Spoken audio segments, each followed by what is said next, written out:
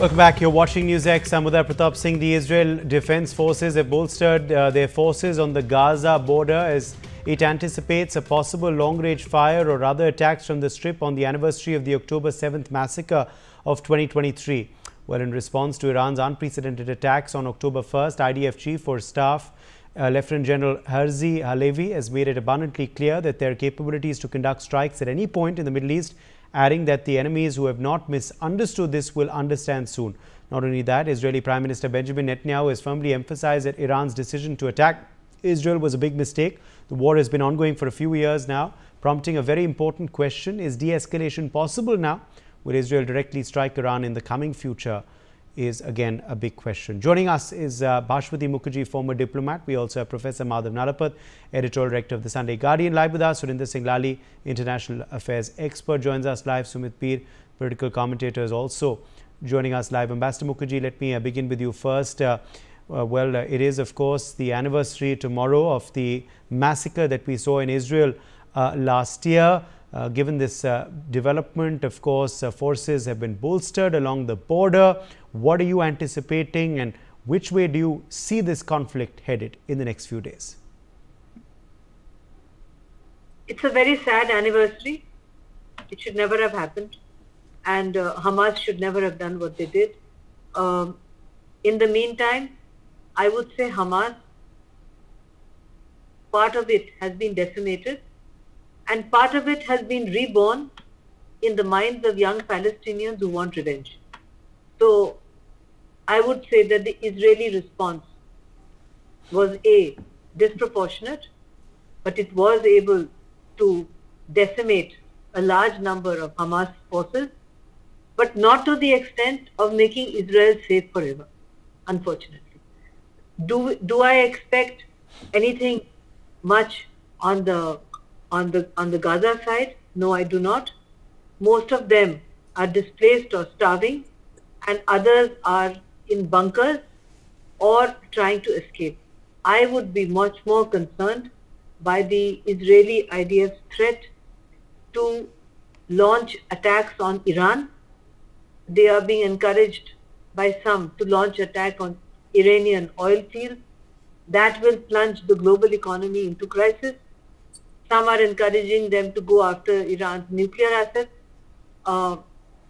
And there is always the possibility that the Israelis, having been successful in decimating Hezbollah leadership, while the Hamas leader is still around, may now be tempted to also try to eliminate Iran's top leadership.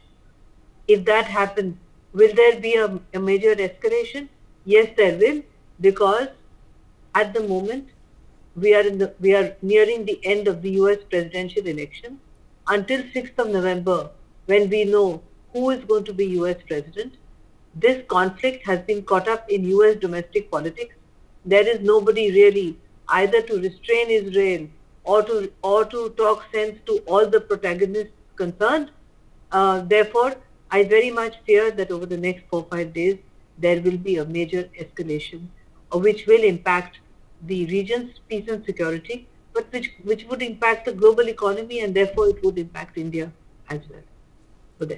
Okay, let me in fact also quickly take that across to Surinder Singh Lali now. Surinder Singh Lali, as far as, of course, this conflict is concerned, where do you see it headed in the next 48 to 72 hours?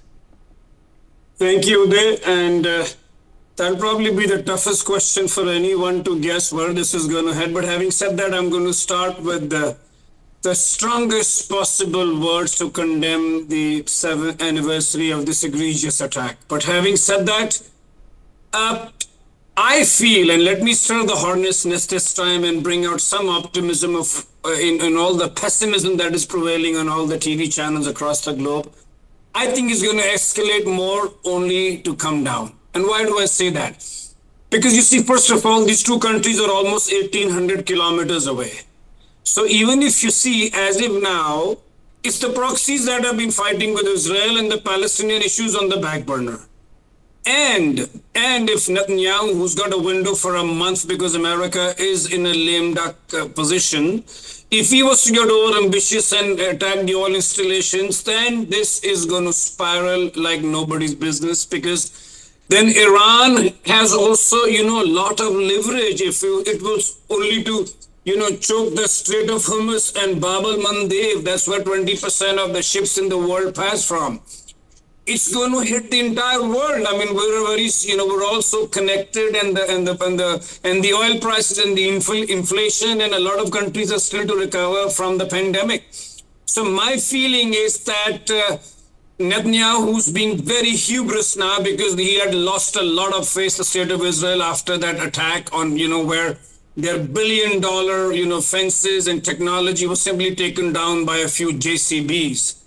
And, he has to salvage him, and he has to keep the burner, keep the dish alive, on the gas stove alive, because if he comes down, he might go to jail. So he salvaged a little bit of his, but I think he's now going a bit overboard.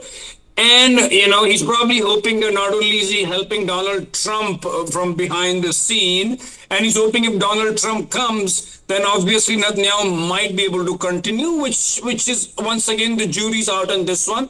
But once again, I feel that the fact that the countries are too far away, they're not the strongest economies in the world. For how long can you be, chucking bombs at each other, from 1,800 kilometers away?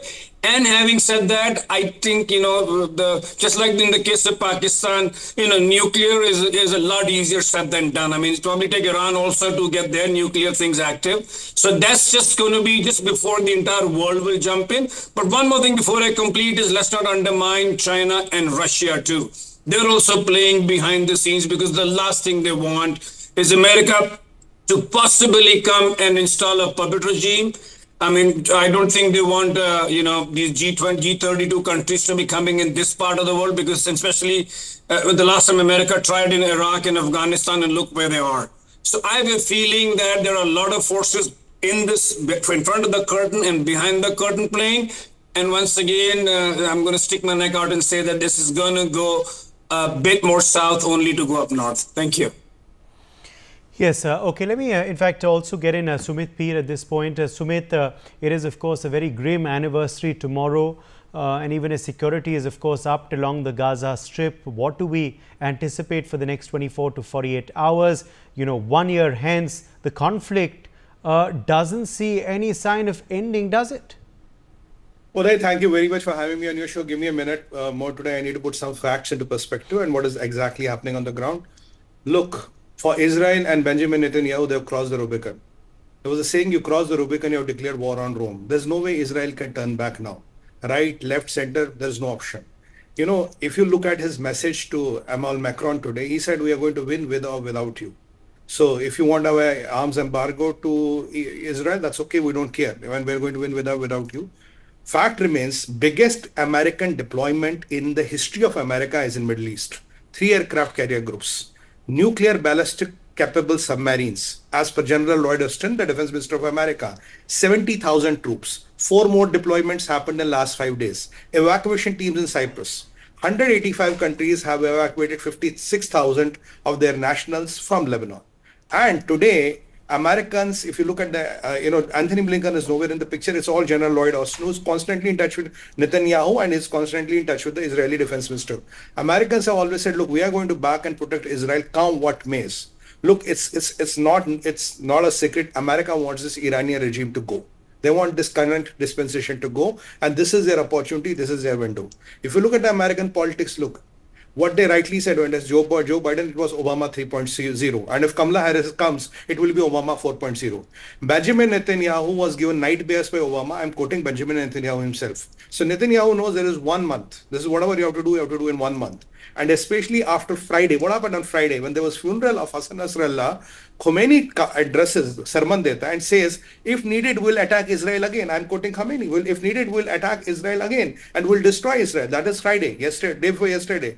So IDF has calculated its chances. Now what is happening?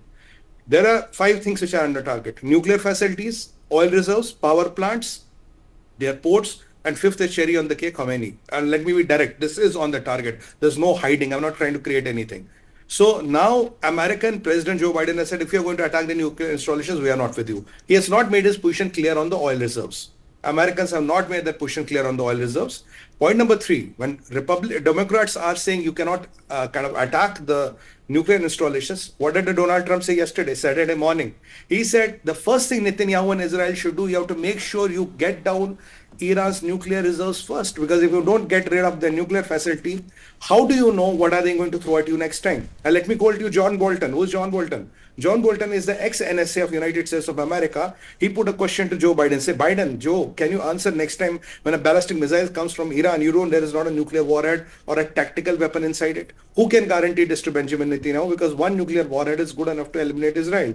And Khamenei on record has said we want Israel to be eliminated. And the people of Israel are at an existential threat, because after Friday's sermons that we will attack you more if it is required, things are out of the control. IDF is going to pay back, because that's how Israel works. And look at the political high winds Netanyahu is riding. His political fortunes have dwindled. He has risen at different level. Now, do you think any country which is facing existential crisis will go back? And let's not forget, last time there was a ballistic missile which fell 1,500 meters, 1.5 kilometer door from the Mossad headquarters. There are some missiles which have penetrated, and the Filhat 15 or 10, which Iran is talking about. Iran claims it's a Mach 15 cruise missile, but there is no missile in the world which is Mach 15 cruise missile, but Iran claims that. But there are threats of that. And if you see some of the missiles which were fired at Israel, they fell in Iran only, some fell in Jordan only, because at the end of the day, it's all China ka mal. It's only China ka mal which is painted to Filat, Hilal, Falad, Salad, Walad, kuch bhi naam rakh do, but it's the Chinese technology and the China ka mal. And on the contrary, if you see, North Korea is causing up to Russia. They have they have given a lot of statements, North Koreans, against the Chinese. So China is also trying to ferment this trouble so that South China Sea is safe, because PLA has a plan by 27, they have to attack and unite Taiwan. So they want this fire to be burning. Israel is nowhere going to go back. The people of Israel are not going to go back. They are prepared for a long haul. Now, out of the 5 options I gave you, tomorrow is the centenary. And you can expect within Aaj, Kal, Parsu, you can hear that something big Israel is planning to do. And if Israel has to send a message, there can't be a better day than 7th October, that is tomorrow morning. And let me take you back, Uday, to the recent, press briefing of Benjamin Netanyahu, where he said Hezbollah was preparing for much bigger attack from the northern side than 7th October. The plan was Hamas did it on 7th October 2023. Hezbollah will do it on 7th October 2024. What I have been always talking, Hezbollah was capable of doing it. Hezbollah's entire leadership is wiped out. The Surah Council, wherein you kind of designate the future leaders, that is wiped out. Hassan Nasrullah's cousin, who was the immediate chief, he is wiped out. Now, Israel has a very strategic position. And let's not forget, look at any newspaper, look at any analyst in the world. Iran's regime supports the jihadis and so-called what they sugarcoat them as resistance, which are the terrorist organizations across 5 continents. Hezbollah is the biggest terror and most deadly terror organization in the whole world. Iran's government officially supports more jihadis and terrorists than even government of Pakistan. That's the reality. This is not what I'm telling you. Now, with these things, when you are surrounded by all the enemies, you have a front open against Islamic Jihad, Palestine. You have a front opened against Islamic Jihad Syria group in Iraq. You are fighting Hamas, you are fighting Hezbollah. You have a limited attack on Lebanon, where you eliminated 400 Hamas operatives yesterday. You have a limited ground offensive in Syria. You are fighting Houthis, and you have Iran who is breathing down your neck. So there's an 8-way conflict which Israel is fighting. Again, I'm quoting Benjamin Netanyahu. In this situation, what do you expect them to do? You can't wait for a next bomb to come with a ballistic missile and wipe out Israel. And let me tell you, Uday, Pakistan is being approached by Khamenei. They are asking and demanding Pakistan, is there a chota mota tactical weapon which you can give us? And I don't know, even some people say Iran has 1 or 2 tactical warheads. And Khamenei is the person who doesn't talk to anybody. He doesn't talk to the president. He doesn't talk to the prime minister. He doesn't talk to the external affairs minister. He is the person who pressed the button last time. He is the person who authorized the strike last time. Islamic Revolutionary Guard directly reports to Khamenei. The Prime Minister of Iran or the Defense Minister of Iran or the Foreign Minister of Iran has no control over them. And they control the strategic command which controls all the ballistic missiles. So with this man able to call for a strike hiding in a bunker, it is very deadly. And after he has lost face with Nasrallah and all the leadership of Hamas and Hezbollah, including the Abbas, yesterday was he was a commander of that Hassan wing of Hamas. He was eliminated yesterday. Iran will retaliate. Israel will retaliate. It's a matter of point. What will they start with? Where will they end? And let me tell you, you might like it or not, people might be amazed, I've been telling this for years, is the clash of civilizations. It has to begin. You can delay it, you cannot deny it, because Jews have a right to live. One person wearing a black tape somewhere in the world, hiding in a bunker, cannot decide that will 7 million or 10 million Jews be annihilated, will their families will be eliminated, or will they live? That is the reality of today's world. And again, Yahud or the Jews are the first, then Christians and Hanud. Let's not forget this. There's a very clear demarcation who their targets are. Okay, let me get in Professor Madhav Nalapath in as well at this point. Professor Nalapath, as far as, of course, okay, I think we've lost Professor Nalapath's connection there, unfortunately. Let me go back to Ambassador Mukherjee. Ambassador Mukherjee, now as far as, of course, India is concerned, what do you believe the Indian viewpoint is on this conflict? What role can India play in all of this in the days ahead? India has already called for de-escalation. Because India, if you look at it from India's perspective and not from Israel's perspective, a major escalation is not in India's security interests or its economic interests. That's the first issue. I always look at issues first from India's perspective. Will an escalation by Iran suit us? No, it will not. If they go after Iran's nuclear facilities, will it suit us? Perhaps it would be useful to demolish the nuclear facilities. I agree with Sunil. But if they go after the oil installations and cause havoc, when we have an arrangement, for instance, with Qatar Gas, or we have a lot of other arrangements in that area, all that will be affected and we will be immediately affected. Therefore, it is in India's interest to de-escalate. And I don't think that the Americans have encouraged Israelis to attack either Iran's nuclear facilities or the oil installations. I think the messages have gone quietly to Netanyahu not to do either.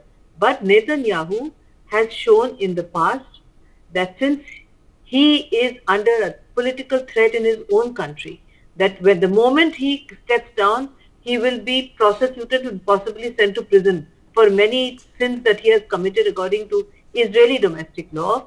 He may want to carry on this escalation until he hopes Trump comes to power, in which case Trump will encourage him to go further. That's what he hopes. It's not sure whether Trump will really do that or not. My own feeling is that in the next 2-3 days, just as we enter the Durga Puja festivities, there will be an attack by Israel on Iran. Whether that would be on the oil facilities or an effort to take out the nuclear facilities is impossible to predict. But my own feeling is that Netanyahu, given what Sumit has said, and I agree with him, would be much more likely to go after Iran's nuclear facilities. Because, as he says, even a single tactical warhead can cause huge damage in a country which has a limited population and which is overstretched on 8 fronts. It is also impacting Israel's economy, and it is also affecting a certain amount of war fatigue is setting in among its people. And there is also that exemption given to Orthodox students, which Netanyahu tried to change. At some point of time, they will have to enlist everybody because they just don't have enough people. So therefore, I would say that they would try to take out Iran's nuclear facilities. If they succeed in doing that, certainly that region would be a much safer place to live in. Whether they would succeed or not is doubtful, because apparently Iran has diverted its facilities in different places, and they say that it is just 2 months away from producing a tactical nuclear weapon. So my guess, and I'm sticking my neck out, is that the Israelis would try to take out Iran's nuclear facilities, because oil facilities, they are fully aware, would cause huge disruption, would affect them also, would affect their allies, would affect the Americans, would affect India, which is a very staunch supporter of Israel, etc. And we must have also conveyed a message not to attack the oil facilities, because it affects everyone. I would stick my neck out and say they would try to attack the nuclear facilities. All right. My thanks to our guests for joining us on this broadcast. It's time for a very short break. We're back on the other side with lots more.